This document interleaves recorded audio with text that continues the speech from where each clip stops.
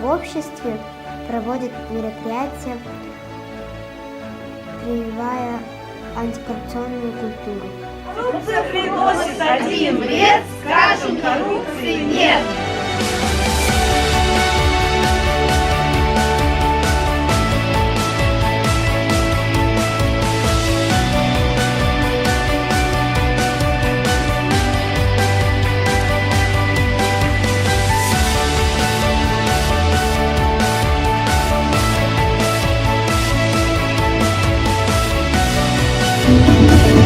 Уважаемые участники акции, как видите, коррупция сильна, но бороться с ней можно.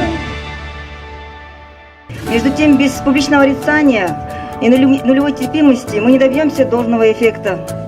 Нулевая терпимость коррупции должна быть гражданской позицией каждого гражданина, каждого казахстанца.